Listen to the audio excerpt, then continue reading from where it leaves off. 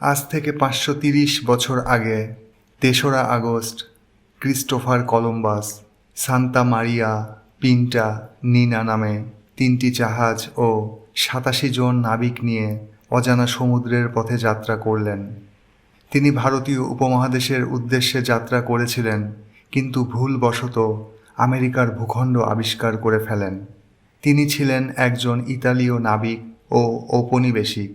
আমেরিকায় ইউরোপীয়দের শাসন প্রতিষ্ঠায় ও আধুনিক সভ্যতার সূচনায় যার ভূমিকা ছিল খুবই গুরুত্বপূর্ণ।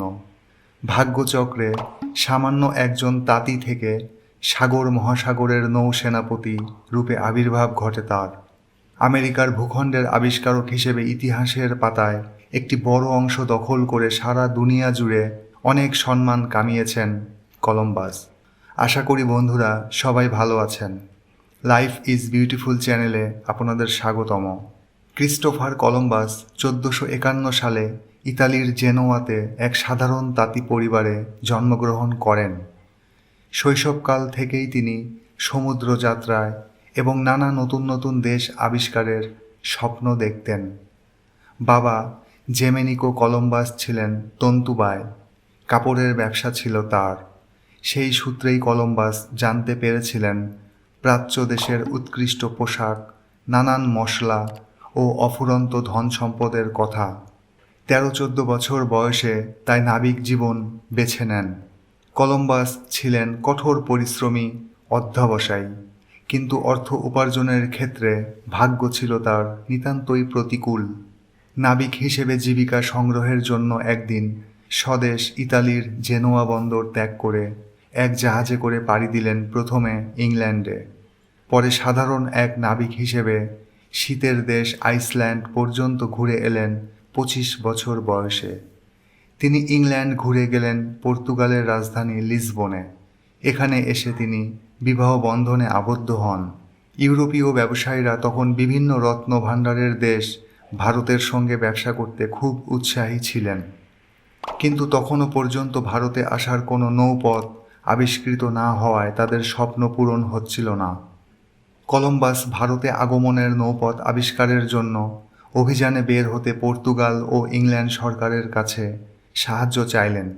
তার দৃঢ় বিশ্বাস ছিল যে যেহেতু পৃথিবী গোলাকার, সেহেতু পশ্চিমে সোজা আটলান্টিক মহাসাগর পাড়ি দিলেই তিনি পূর্বের ভারত মহাসাগরের এক প্রান্তে অবস্থিত স্বপ্নের দেশটিতে পৌঁছতে পারবেন। কিন্তু দেশ দুটির শাসনকর্তারা তাকে সাহায্য করলেন না। এমনকি নিজ দেশ ইতালি থেকেও সাহায্যের আবেদন প্রত্যাখ্যাত হল। স্পেনে তখন সিংহাসনে বসেছিলেন রাজা ফার্দিনান্দ এবং মহারানী ইসাবেলা। কলম্বাস তাদের কাছেও তার নৌ অভিযানের সাহায্য চাইলেন। প্রথমে রানী রাজি ছিলেন না, কিন্তু ব্যবসা বাণিজ্য করে অনেক সম্পদশালী হতে পারবেন এটা ভেবে শেষ পর্যন্ত কলম্বাসকে সাহায্য করতে সম্মত হলেন। রানী কলম্বাসকে নতুন কোনো এলাকা স্পেনের দখলে আনতে পারলে তাকে সেই অঞ্চলের প্রধান শাসনকর্তা নিয়োগ করার আশ্বাস দিলেন। এছাড়া কলম্বাস যে ধন সম্পদ আনতে পারবেন তার 10 ভাগের 1 ভাগও তাকে দেওয়া হবে বলে অঙ্গীকার করলেন। সম্রাটের কাছ থেকে অর্থ পেয়ে 3খানা জাহাজ নির্মাণ করলেন কলম্বাস। সবচেয়ে বড় 100 টনের সান্তা মারিয়া, পিন্টা 50 টন, নিনা 40 টন এবং নাবিক পাওয়া গেল 87 জন। অবশেষে 3 আগস্ট 1492 তিনি তার 3টি জাহাজ নিয়ে পাড়ি দিলেন অজানা সমুদ্রে। ভেসে চললেন কলম্বাস, চারদিকে শুধু পানি আর পানি।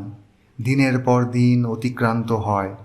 1 মাসেরও বেশি সময় সমুদ্র বেয়ে জাহাজ এগিয়ে চলল, কিন্তু কোনো স্থলভূমির সাক্ষাৎ মিলল না। নাবিকরা ভীত সন্ত্রস্ত হয়ে অভিযান ত্যাগ করে ফিরে যাবার প্রস্তাব করলেন, কিন্তু অকুতোভয় ক্রিস্টোফার কলম্বাস রাজি হলেন না। তার সিদ্ধান্তে অনড় থাকলেন। কলম্বাসের চোখে পড়ে ভাঙা গাছের ডাল, সবুজ পাতা। অনুমান করতে অসুবিধা হয় না তারা স্থলের কাছাকাছি এসে পৌঁছেছেন।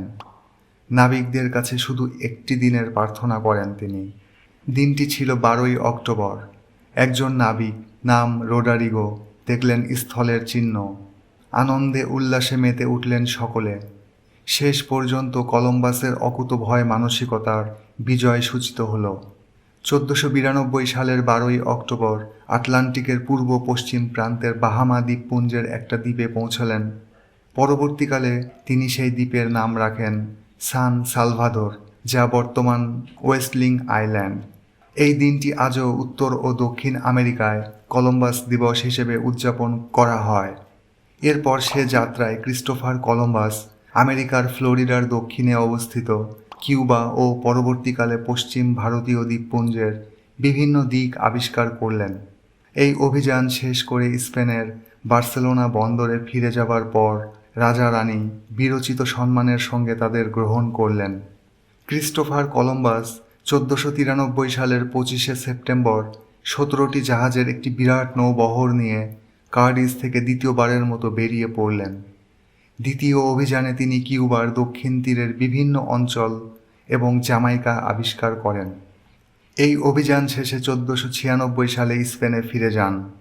1498 সালে তৃতীয়বারের অভিযানে কলম্বাস ত্রিনিদাদ আর মার্গারেট দ্বীপ আবিষ্কার করেন। 1502 সালের মে মাসে 4টি জাহাজ নিয়ে তার চতুর্থ ও শেষবারের মতো অভিযানে বের হলেন, যেটাকে কলম্বাস বড় অভিযান নাম দিয়েছিলেন। তখন তার বয়স 51 বছর, শরীর ভেঙে পড়েছিল, তবে মনের বল ও তেজ অটুট ছিল। কলম্বাসের এই চতুর্থ অভিযান খুবই রোমাঞ্চকর হয়েছিল অভিজ্ঞতার দিক থেকে। একটা যুদ্ধ হয়েছিল ওখানকার রেড ইন্ডিয়ানদের সঙ্গে এবং তাদের দুটো জাহাজও নষ্ট হয়েছিল। এবার হন্ডুরাস, নিকারাগুয়া, কোস্টারিকা এইসব অঞ্চলগুলো আবিষ্কৃত হয়েছিল। 1504 সালের নভেম্বর মাসে ক্রিস্টোফার কলম্বাস তার ছেলে, ভাই এবং 22 জন সঙ্গী সহ স্পেনে ফেরত আসেন। এরপর আর মাত্র 2 বছর বেঁচে ছিলেন। যদিও অর্থ ছিল, কিন্তু মনের শান্তি ছিল না। রাজ অনুগ্রহ থেকে সম্পূর্ণ বঞ্চিত হয়েছিলেন। 1506 সালে ভ্যাসাডোলিড শহরে এক সাধারণ কুটিরে সকলের অগোচরে শেষ নিঃশ্বাস ত্যাগ করলেন তিনি। সেখান থেকে তার মৃতদেহ নিয়ে গিয়ে ডেমিঙ্গোতে সমাধি দেয়া হয়। ক্রিস্টোফার কলম্বাসকে স্থানীয় অধিবাসীদেরকে হত্যা, লুণ্ঠন ইত্যাদি অপরাধের জন্য কখনো শাস্তি ভোগ করতে হয়নি। হয়তো সেজন্যই ইতিহাসের পাতায় যুগান্তকারী নায়ক হিসেবে তার পরিচয়। বাহামাস, হিস্পানিওয়ালা ও কিউবার লাখ লাখ অধিবাসী ইন্ডিয়ানদের ওপর করা অত্যাচারের কোনো বিচার হয়নি। উল্টো স্কুলের ইতিহাসের বইগুলোতে তাকে একজন মহান ব্যক্তিত্ব হিসেবে উপস্থাপন করা হয়েছে। জাঁকজমক করে কলম্বাস দিবস পালন করা হয়। নতুন প্রজন্মের কাছে অজানা থেকে গেছে তার কালো অধ্যায়। প্রিয় দর্শক, আপনার কাছে কি মনে হয়, ক্রিস্টোফার কলম্বাস তার যুগান্তকারী আবিষ্কারের জন্য ইতিহাসের মহানায়ক, নাকি বিভিন্ন দ্বীপবাসীর প্রতি তার নিষ্ঠুর অত্যাচারের জন্য খলনায়ক বলাটা অধিক সমীচীন? এ ব্যাপারে আপনার মতামত কমেন্টে লিখে জানাতে পারেন।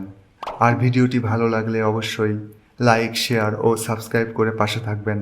ধন্যবাদ।